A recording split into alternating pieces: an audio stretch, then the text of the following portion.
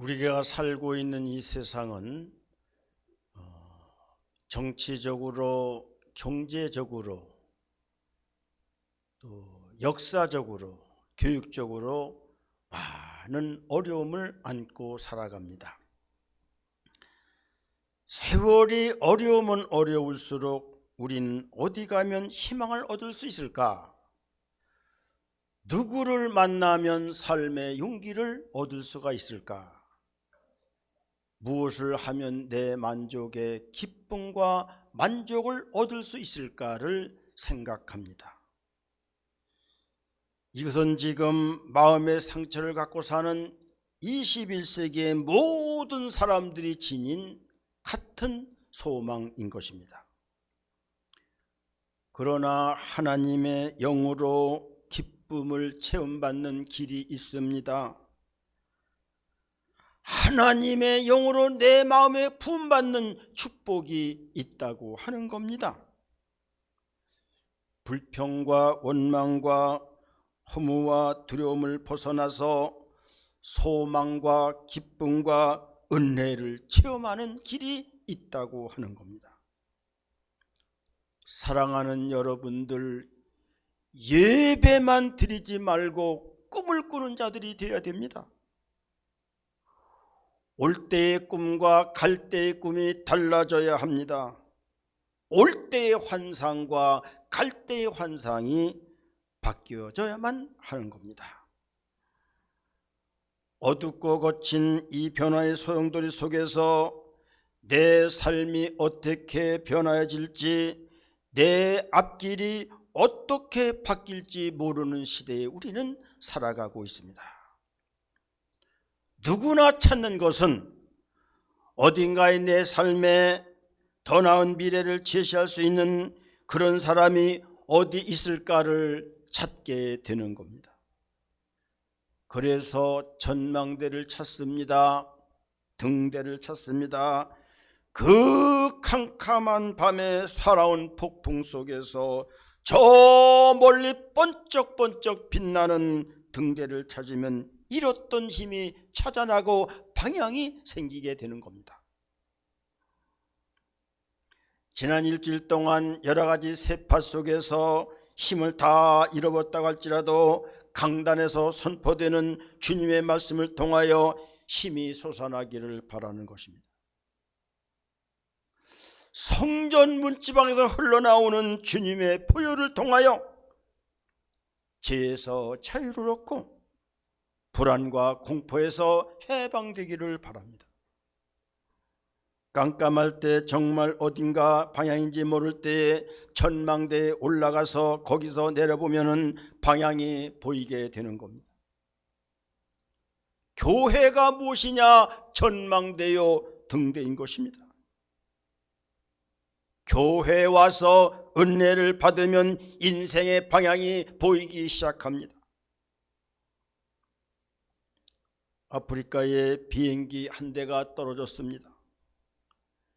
다행히 수림 위에 떨어지면서 파운딩을 했는데 6명인가 죽고 수많은 사람들은 찰과상을 입고 살아났습니다. 그런데 비행기 안에는 음식이 한 3일 먹을 정도의 양이 있었다는 겁니다.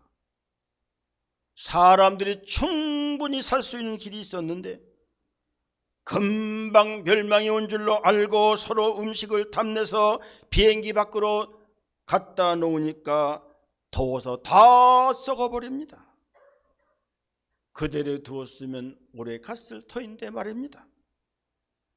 그리고는 5명씩 10명씩 자기들끼리 아는 사람끼리 서로 살겠다고 밀림해서 이리 뛰고 저리 뛰고 방향도 없이 서로 뛰다가 맹수들에게 물리고 길을 잃어버리고 거의 다 죽게 되었다는 겁니다.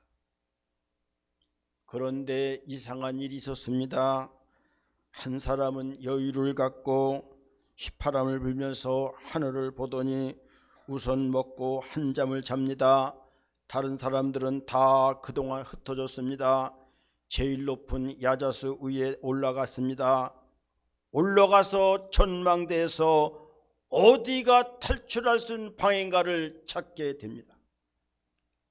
방향을 찾고 나서 구조대를 불러서 그들을 구했다고 합니다.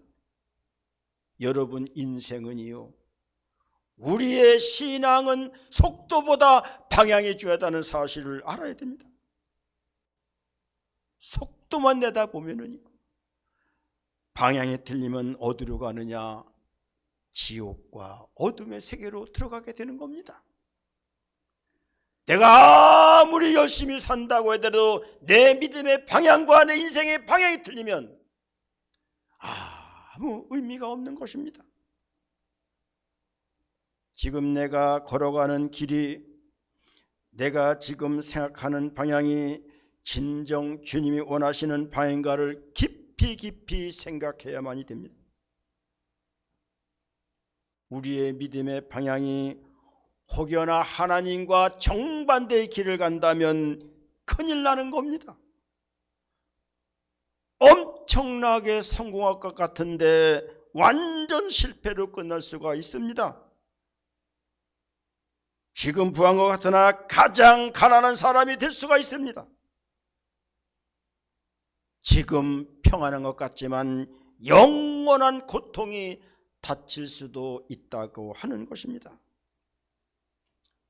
믿음의 방향을 잘 잡아야만 합니다. 편안한 것이 중요한 것이 아니고 잘 사는 것이 중요한 것이 아니고 내 믿음의 방향과 내 말씀의 방향과 내 삶의 방향이 바른가를 우리는 점검해야 되는 것입니다. 나의 하나님, 나의 하나님, 저 산지를 내게 주시옵소서. 갈렙이라는 사람은 400년 동안 조상의 전설이었던 내려오던 그 산지를 바라보면서 하나님 앞에 그렇게 기도했습니다. 그가 아무 힘도 없을 때에, 아무 능력도 없을 때에, 아무 미래가 보이지 않을 때에 하나님, 하나님, 저 산지를 내게 주시옵소서. 그렇게 기도해서 하나님의 산지 헤브론을 얻게 되는 하나님의 놀라운 역사를 우리는 성경에서 보게 됩니다. 방향을 잘 잡은 거예요. 꿈과 비전을 바로 가진 거예요. 여러분, 이런 경험이 있습니까? 어느 날 내 인생이 한없이 초라해지고 왜소해진 그런 삶을 체험해 본 적이 있습니까? 어느 날 살아갈 희망도 용기도 다 잃어버리고 생명조차 반납하고 싶은 방정맞은 생각이 솟아오는 그런 경험을 해본 적이 있습니까? 어딘가 누군가가 나를 정말 사랑해 줄 사람이 있을 것 같은데, 누가 정말 나를 이해해 줄 사람이 있을 것 같은데, 한없이 외롭고 고독하게 짝이 없는 그런 길에서 하나님, 내가 왜 사는 것일까요? 회의를 느껴본 적이 있습니까? 여러분, 오늘 여러분들은 어떤 자동차를 타고 오셨습니까? 큰 차를 타고 온 사람도 있고요, 적은 차를 타고 온 사람도 있고요, 새 차를 타고 온 사람도 있고요, 헌차를 타고 온 사람도 있을 거고요. 어떤 차들이나 평지를 걸어갈 때는, 평지를 달릴 때는 조금 더 차등이 없이 잘 차가 갑니다.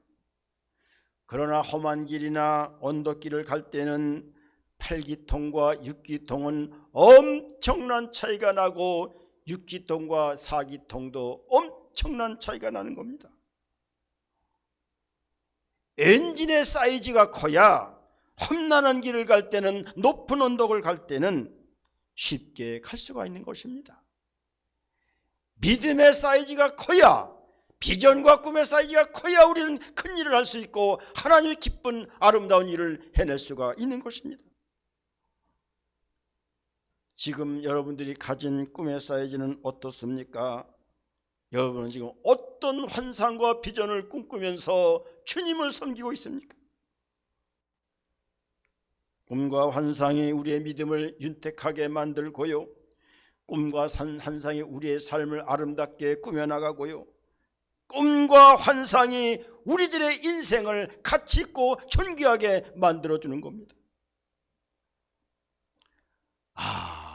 아무 꿈이 없는 사람이 있어요? 생각도 없이 그저 만족해서, 먹는 것에 만족해서, 건강한 것에 만족해서만 살아가는 사람이 있어요. 우리가 이 세상의 건강으로 끝납니까? 우리가 이 세상의 삶으로 끝납니까?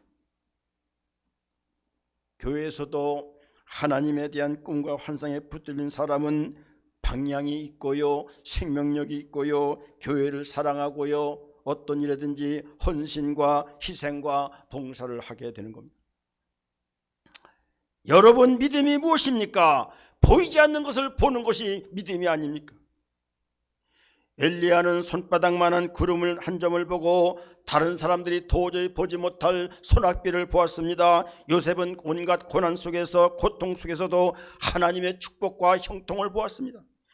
욥은 온갖 고통과 저주 속에서도 하나님의 회복하심을 보았던 꿈과 비전의 사람들이었습니다. 믿음의 부자가 되어야 됩니다. 믿음으로 꿈과 환상의 날개를 펴야 됩니다. 물질적인 부자만 되면 아무 의미가 없습니다. 건강의 부자 되는 것 중요하지만 꿈과 비전이 없으면 아무 의미가 없는 날이 금방 다가온다는 사실을 깊이 생각해야만 됩니다. 그러므로 우리의 예배가 형식적인 예배가 되어서는 안 되고요, 우리의 믿음이 종교행위가 되어서는 안 되고요, 우리의 꿈이 세상의 헛된 부귀영화의 꿈이 되어서는 안 된다고 하는 것입니다. 꿈이 없으면 방제해집니다. 꿈이 없으면 사람은 방향을 잃어버리고요, 꿈이 없으면 사람은 생명력을 잃어버리고요, 꿈이 없는 사람은 생명력이 없어지는 겁니다. 미래를 보는 세 종류의 사람이 있습니다. 하나는 일이 일어나도록 내버려 두는 사람입니다. 오호, 이런 일이 발생했네. 이렇게 되어 돌아가네. 두 번째는 일이 일어나도록 하는 사람입니다. 그 사람만 가면 일이 벌어집니다. 좋은 방향으로 일을 이끄는 사람이 있습니다. 긍정적인 방향으로, 교회가 평안한 방향으로, 생산적인 방향으로, 주도적인 방향으로 교회를 이끌어가고 일을 이끌어가는 사람이 있어요. 그런가 하면 세 번째 사람은 일어난 일을 보면서 놀라우는 어머파가 있습니다. 어머, 또 일어났네. 어머, 나도 할걸. 그렇게 하다가 후에 막심한 때가 불현듯 닥치게 된다는 겁니다. 원래 비전과 꿈이라고 하는 것은 믿음 없는 사람들의 것이 아니고 구경꾼들의 것도 아닙니다. 어머파들의 것은 더욱더 아니라고 하는 것입니다. 이 하나님을 향한 비전과 꿈이 생명의 원천력이요, 진리의 원천이고 능력의 원천이고, 이런 것들은 그리스도를 통하여 나타나게 되는 겁니다. 비전이라고 하는 것은요, 사람의 욕망이 아니에요. 앰비션이 아니에요. 내 욕망과 내 뜻을 이루는 것이 앰비션, 욕망이라면 하나님의 뜻을 이루는 것이 비전이라고 하는 것입니다. 이런 거는 주님을 통하여서만, 성령의 기름을 부음을 통해서만, 하나님의 위대한 말씀을 통해서만 나타나게 되는 겁니다. 하나님의 말씀, 성경책은 꿈꾸는 자들의 교과서인 것입니다. 그러므로 꿈이 없는 자가 성경을 본다, 믿음 없는 자가 성경을 보면 수면제에 불과한 것입니다. 꿈을 가진 사람이 성경책을 보면 축복이 보입니다. 하나님의 비밀이 보입니다. 하나님 주신 사명이 보이게 되고 하나님의 기막힌 전략이 성경 속에, 말씀 속에 나타나게 되는 겁니다. 여러분, 설교 잘 들으면 모든 인생의 해답이 나오는 거예요. 기도의 응답은 성경 속에서, 설교 속에서 나타나게 되는 거예요. 내가 꿈과 환상을 잃어버리면서 두려움과 염려와 근심 속에 살고 있지는 않습니까? 꿈과 환상을 잃어버리면서 천국의 비밀도 잃어버렸고요, 하나님의 능력도 잃어버렸고요, 하나님 나라에 영원히 살 수 있는 종말 능력의 삶도 잃어버렸고요, 평강과 기쁨과 감사도 잃어버린 사람이 너무나 많다는 것입니다. 오늘 이 시간 여러분은 하나님의 성령으로 여러분들 주시는 꿈의 아름다운 미래를 믿으시기를 바랍니다. 그래서 올 때의 발길과 갈 때의 발길이 다르고, 올 때의 심령과 갈 때의 심령이 다르고, 올 때의 눈빛과 갈 때의 눈빛이 다르고, 말씀을 듣기 전에 내 인생의 방향과 말씀을 들으니 내 인생의 꿈과 비전이 달라져야 되는 거예요. 이런 것은 꿈과 비전이 있는 사람에게만 나타나게 되는 겁니다.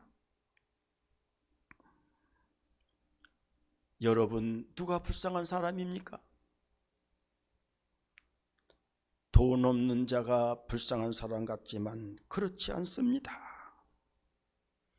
지식 없는 자가 불쌍한 사람 같지만 그렇지 않습니다. 꿈 없는 사람이 불쌍한 사람이고, 가치 없는 사람이 불쌍이고, 천국 없는 사람이 불쌍한 사람인 거예요. 여러분들이 잘 아는 바와 마찬가지로 헬렌 켈러는 5가지 지체장애를 가지고 있었습니다. 장님에다가 귀머거리에다가 벙어리에다가 지체장애다 뭐에다 5가지 온갖 장애를 갖고 있는 헬렌 켈러. 그런 어려운 고비를 통과하면서 눈뜬 사람도 건강한 사람도 듣는 사람도 누구도 이룰 수 없는 온갖 일을 해내지 않았습니다.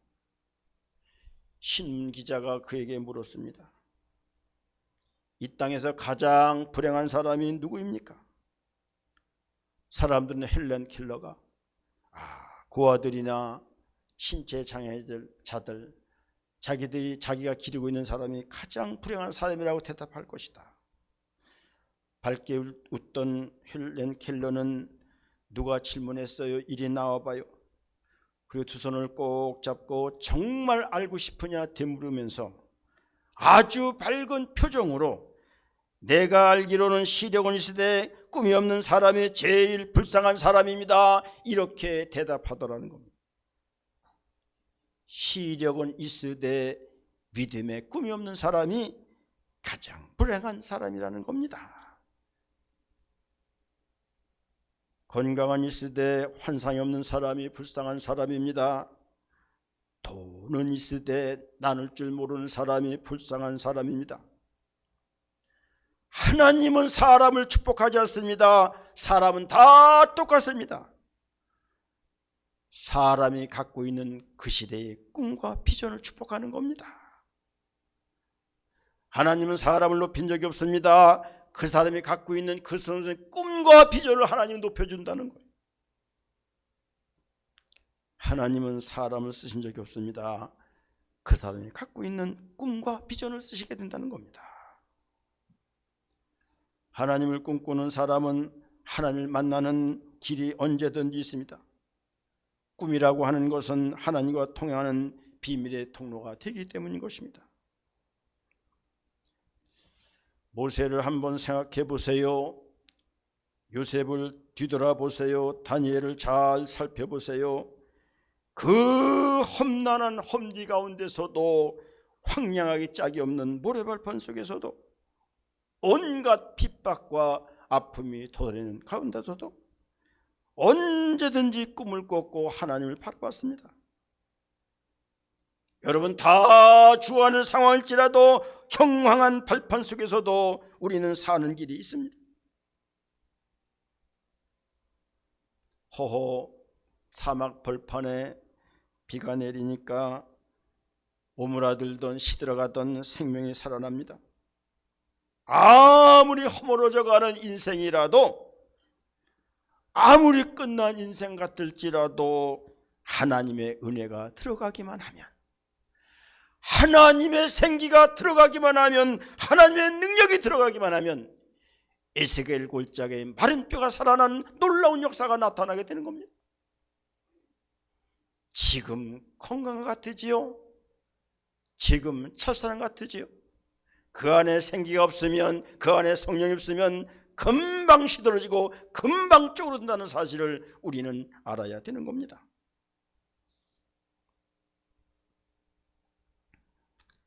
우리는 우리 인생을 이렇게 끝낼 수가 없습니다.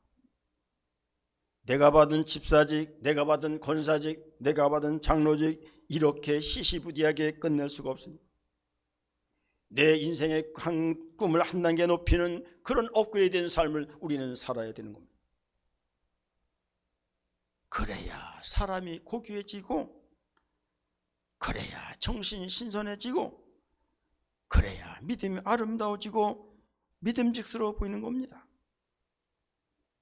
건강하고 가졌는데 초라하고 천하고 정말로 값지지 않게 보이는 사람이 있잖아요. 그런데요, 많이 가지지는 못하고 건강치는 못하고 얻은 것은 없지만 아름다워 보이고 깨끗해 보이고 고귀해 보이고 믿음직스러워 보이고 천국과 영원한 세계에 보이는 사람이 있는 거예요. 누가 행복한 사람이에요? 누가 불행한 사람이에요? 잘 기억하시기를 바랍니다. 사랑하는 여러분, 우리가 산다는 것이 무엇입니까? 결국 하나님을 기쁘게 하는 것 아닙니까? 자녀의 삶의 목적이 무엇입니까? 부모를 기쁘게 하는 것 아닙니까? 하나님의 자녀들이여, 하나님을 기쁘게 하라. 저가 내 마음의 소원을 이루어주리라. 주님은 우리에게 말씀하셨습니다. 우리는 하나님을 기쁘게 하는데 경쟁해야 되는 거예요. 남편과 아내도 서로 우리가 어떻게 하나님을 기쁘게 할까 경쟁해야 되고, 형제간에도 우리가 어떻게 하나님을 기쁠게 우리는 경쟁하며 살아야 되는 것이에요. 여러분, 1불짜리 재판이라는 것이 있습니다. 실제 사실인데, 어마어마한 부자 할머니가 애아들에게 재산을 1불만 남겨줬습니다. 1,800만 불의 재산을 갖고 있는 할머니가 재산을 다 개에게 줬다는 것. 아들이 재판을 걸어왔습니다. 강아지하고 재판을 하는 것은 전대 미문일 것입니다. 그랬더니 강아지와 강아지 관리인이 데리고 나왔습니다. 강아지 관리인은 말을 못하니까 변호사가 나왔습니다. 그래서 재판이 붙었는데 어머니가 편지를 공개하기 전에 강아지 관리인의 변호사가 묻습니다. 당신의 어머니 생일이 언제인지 아시나요?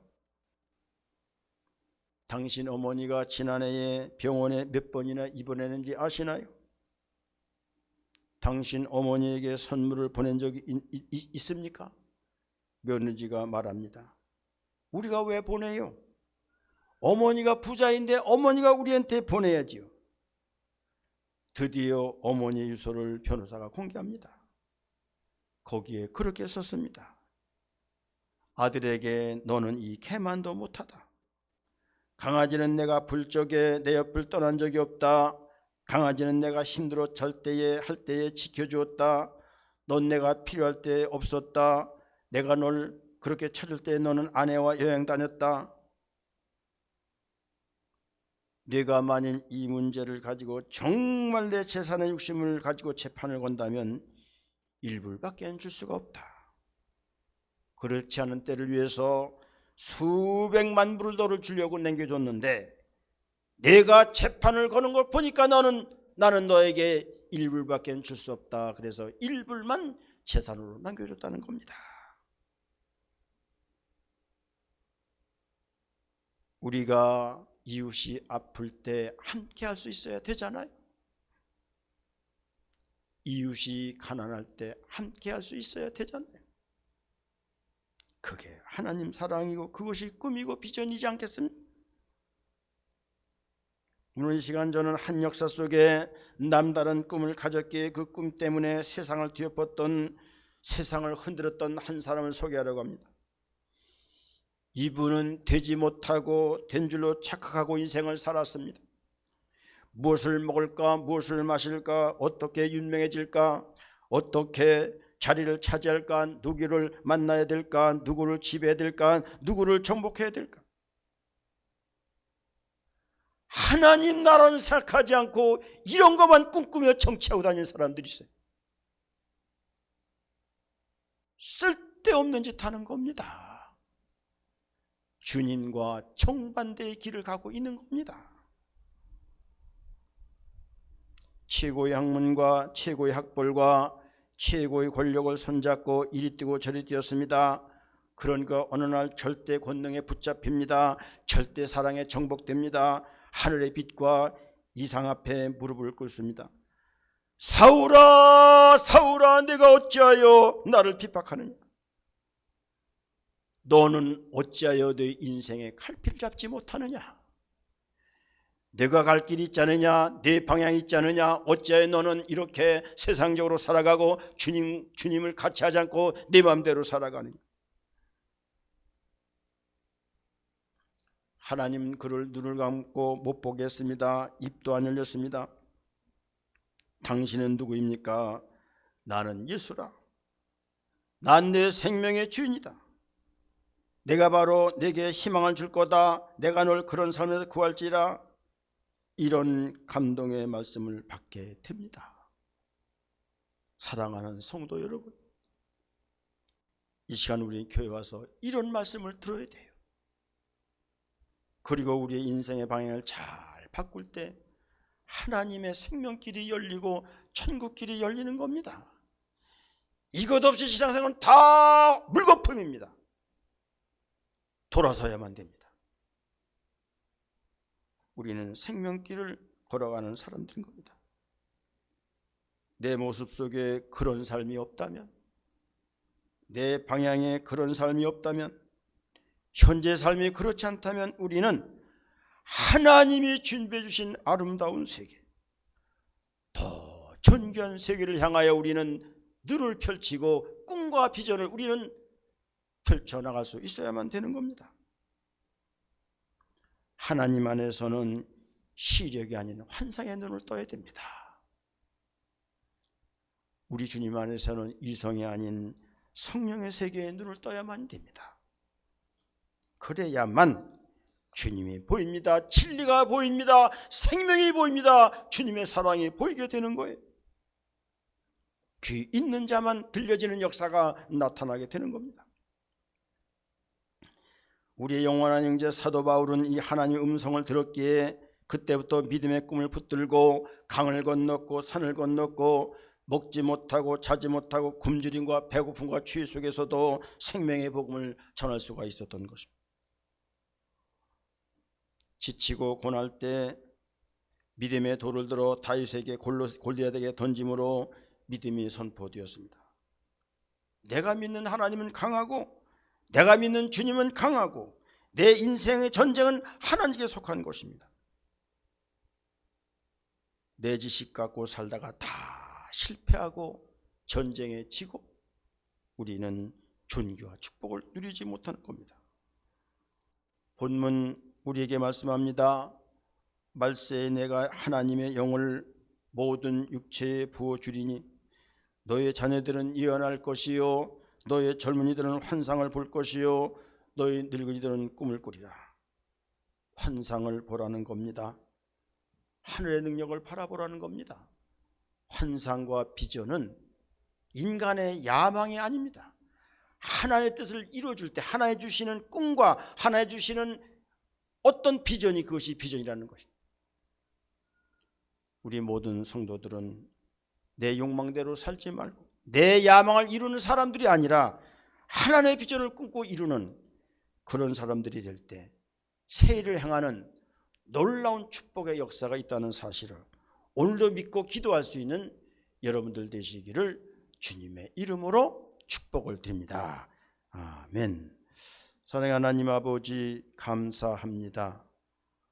오늘도 저희들을 주님의 성전으로 불러 모아 주셔서 이 세상 모든 것들을 저 멀리 두게 하시고 하나님의 꿈과 말씀과 비전을 통하여 새로운 세상과 진리를 바라보며 우리 인생의 방향을 바꾸고 우리의 삶을 변화시키려고 몸부림치는 모든 성도들 위해 축복하여 주셔서 은혜와 사랑으로 소망과 기쁨으로 천국의 능력으로 이 시간 갚주시기를 간절히 바랐고 원하오며 다시 오실 우리 주 예수님 이름으로 기도드리옵나이다. 아멘.